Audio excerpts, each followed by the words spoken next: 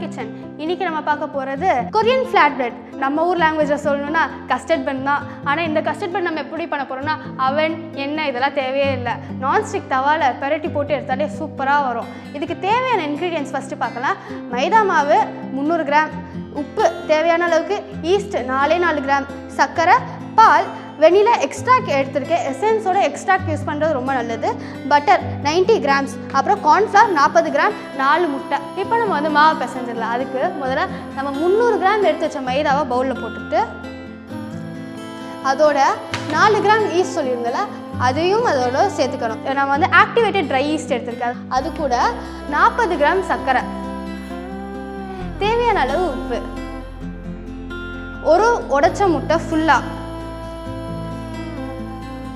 இப்போ வந்து நம்ம 430 ml பால் எடுத்து வச்சதுலேருந்து வெறும் 130 ml மட்டும் இப்போ மாவு பிசைறதுக்கு யூஸ் பண்ணிக்கிறோம். இப்போ வந்து ஒரு கரண்டியில் ஸ்பேச்சுலா வச்சுட்டு ஃபஸ்ட்டு இதை ரஃபாக நம்ம மிக்ஸ் பண்ணிக்கலாம். அது வந்து நீங்கள் கைவிடாமல் 20 நிமிஷம் பிசைஞ்சிக்கிட்டே இருக்கணும். இப்போ வந்துட்டு மாவு வந்து பிணைஞ்சிட்டோம். இப்போ நம்ம எடுத்து வச்சுருந்த பட்டர், அதாவது 40 கிராம்ஸ் பட்டர் ரூம் டெம்பரேச்சரில், அந்த ரூம் டெம்பரேச்சர்னால் பட்டர் வந்து அமுக்குனா சாஃப்டாக இருக்கணும். ஸ்லைஸாக வச்சுருக்க வந்து வச்சு மாவோட கம்பைன் பண்ண போகிறேன்.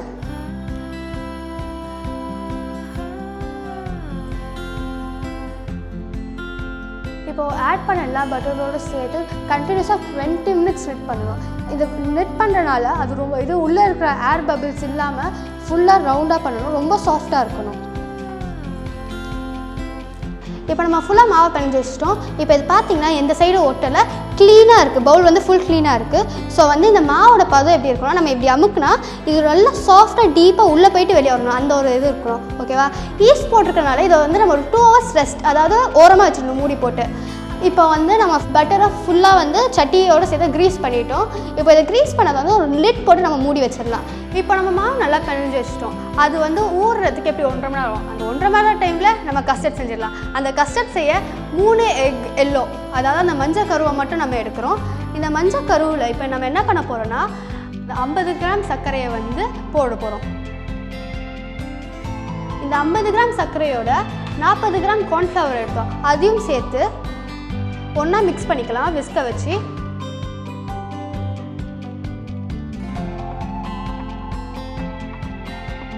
இப்போது நல்லா விஸ்க் பண்ணதுக்கப்புறம் இது வந்து இந்த கன்சிஸ்டன்சி வரும், கொஞ்சம் நல்லா வாட்டரி கன்சிஸ்டன்சி. எல்லாமே நல்லா மிக்ஸ் ஆகிடுச்சு. முக்கியமாக வந்து கார்ன்ஃப்ளவரில் வந்து எந்த லம்ஸுமே ஃபார்ம் ஆகலாம். அந்த லம்ஸ் ஃபார்மே ஆகக்கூடாது. அப்படி ஃபார்ம் ஆகிடுச்சுன்னா கஸ்டர்ட் செய்யும் போது திட்டு ஆயிரும், ஒழுங்காக வராது. அந்த லம்ஸ் வராத அளவுக்கு நல்லா விஸ்க் பண்ணி எடுத்துருங்க. இப்போ நம்ம செஞ்ச எக் மிக்சரை வந்து ஓரமாக வச்சுட்டு நம்ம மீதி இருக்கிற பால், அதாவது அந்த 300 ml பால் இருக்குல்ல, அதை வந்து லைட்டாக ஹீட் பண்ணணும் பட்டரோடு சேர்த்து. அடுப்பை பற்ற வச்சு இப்போ வந்து அந்த 40 கிராம் பட்டர் மீதி இருக்குல்ல, அந்த பட்டரை வந்து இந்த மில்கோடு சேர்த்துருக்கலாம். எவ்வளோக்கு ஹீட் பண்ணணும்னா அந்த பட்டர் மெல்ட் ஆகிற வரைக்கும் தான் ஹீட் பண்ணணும். பால் ரொம்ப சூடாக ஆயிடவே கூடாது. லியூக் வார்ம், அதாவது நம்ம கை வச்சு பார்த்தா நம்ம கை சூடு பொறுக்கிற அளவுக்கு சூடாக இருந்தால் போதும். பால் வந்து ரொம்ப கொதிச்சிடக்கூடாது. நம்ம கை வச்சு பார்த்தா அந்த சூடு நம்மளால் ஏற்றுக்கிற அளவுக்கு தான் அந்த சூடு இருக்கணும். ஏன்னா அதுக்கு மேலே ரொம்ப சூடாகிடுச்சுன்னா அந்த இது எக் வந்து ஈஸியாக வெந்துடும். இப்போ பார்த்திங்கன்னா பட்டர் வந்து மேலே ஃபுல்லாக மெல்ட் ஆகிடுச்சு, இவ்வளோ தான் சூடு இருக்கணும்.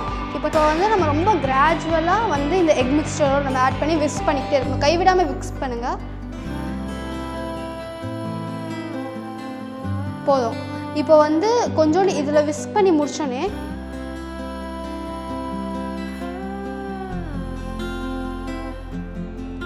இப்போ என்ன பண்ண போகிறோன்னா இந்த எக் மிக்சரில் கொஞ்சோண்டு வெனிலா எக்ஸ்ட்ராக்ட் ஆட் பண்ண போகிறோம், அதாவது 1.5 டீஸ்பூன்.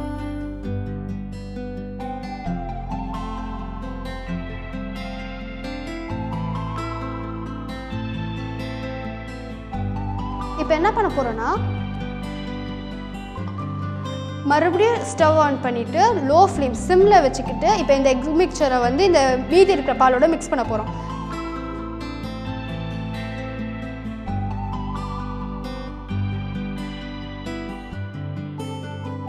இப்போ இதில் ஒரு முக்கியமான விஷயம் என்னென்னா, இதை வந்து கைவிடாமல் அடிச்சுக்கிட்டே இருக்கணும். ஏன்னா வந்துட்டு கைவிட்டுட்டோன்னா கார்ன்ஃப்ளவர் சேர்த்துருக்கனால உடனே அது வந்து கட்டி தட்டி சில்கியாகவே இருக்காது கஸ்டர்ட். இப்போ வந்துட்டு இதை மிக்ஸ் பண்ணோடனே ஒரு பிஞ்ச் ஆஃப் சால்ட் மட்டும் இதோட ஆட் பண்ணிக்கோங்க, அந்த ஸ்வீட் டேஸ்ட் வந்து என்ஹான்ஸ் பண்ணுறதுக்கு. இப்போ வந்துட்டு கைவிடாமல் கிண்ணனால இவ்வளோ நல்லா திக்காக இருக்குது. இது இன்னும் கொஞ்சம் நல்லா திக்காகணும்.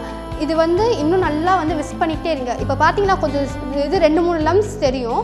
இந்த லம்ஸை வந்து நீங்கள் கண்டினியூஸாக பீட் பண்ணிக்கிட்டே இருந்தால் அந்த லம்ஸும் சீக்கிரமே சப்சைட் ஆயிடும். இப்போ வந்துட்டு இந்த கன்சிஸ்டன்சி பார்த்தீங்கன்னா நல்லா திக்காக இருக்கும். லைக் நல்லா திக்காக இந்த கன்சிஸ்டன்சி பார்த்துக்கோங்க. இது வந்து we call it a ribbon consistency. நீங்கள் வந்து எடுத்து இதை விடும்போது அது ரிப்பன்ஸ் இதில் போயிடும். ஜிக்ஸாக்ஸாக ட்ராப்லெட்ஸாக வந்து கீழே விடுவோம்.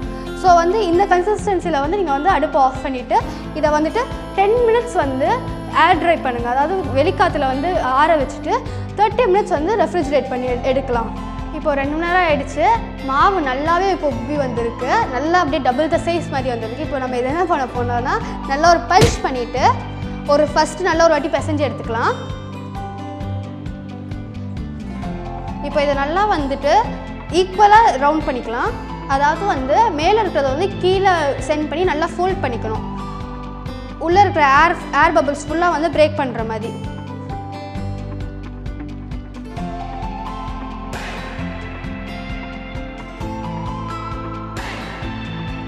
இப்போ வந்து நம்ம 300 கிராம்ஸ் வச்சு மாவு போட்டு பிசைஞ்சிருக்கோம்ல, இதை வச்சு நம்மளால் 6 பன் செய்ய முடியும். இப்போது இந்த மாவை நம்ம வந்து 6ஆக டிவைட் பண்ணிடலாம். இப்போ வந்து நம்ம உருண்டை பிடிச்ச மாவை வந்து திக்கான இதில் திரட்டிக்கலாம். இது சப்பாத்தி படத்துக்கு திரட்ட வேணாம், ரொம்ப திக்கான இதுக்கு திரட்டலாம். இப்போ வந்துட்டு இது வந்து சப்பாத்தி மாவோட ரொம்ப திக்காக இருக்கும். அதாவது நான் நம்ம திரட்டுவோம் பார்த்தீங்களா, நானோட ஒரு படி எக்ஸ்ட்ராவாக வந்து திக்காக இருக்கும். இது இந்த திக்னஸில் வந்துட்டு நம்ம செஞ்சு சொல்ல கஸ்டர்ட், அந்த கஸ்டர்ட்லேருந்து 2 ஸ்பூன்.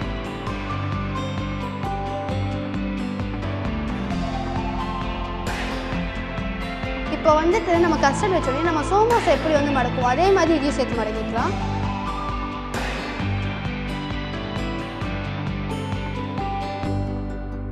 இந்த சைடு எட்ஜஸை ஃபுல்லாக வந்துட்டு சீல் பண்ணிக்கலாம். தண்ணியோ இல்லை வந்துட்டு இந்த மைதா பைண்டிங் எதுவுமே தேவையில்லை. இந்த மாவே நல்லா ஸ்டிக்கியாக இருக்கும். இதை வச்சு நல்லா சீல் பண்ணிக்கலாம்.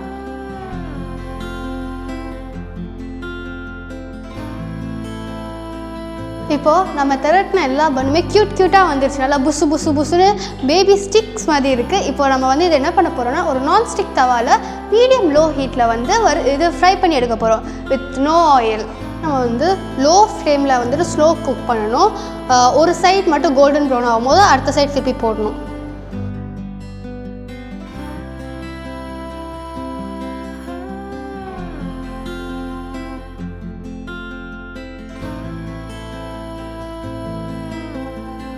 ஃபைனலி நம்ம பியூட்டிஃபுல் கொரியன் ஃப்ளாட் பிரெட் வந்துடுச்சு. ஒரு பன்னியும் நம்ம வந்து ஒரு 7 to 8 மினிட்ஸ் குக் பண்ணி ஒரு பியூட்டிஃபுல்லான ஒரு ஃபென்டாஸ்டிக்கான கோல்டன் ப்ரௌன் கலர் வந்திருக்கு. இப்போ நம்ம இதை டேஸ்ட் பண்ணி பார்க்கலாம்.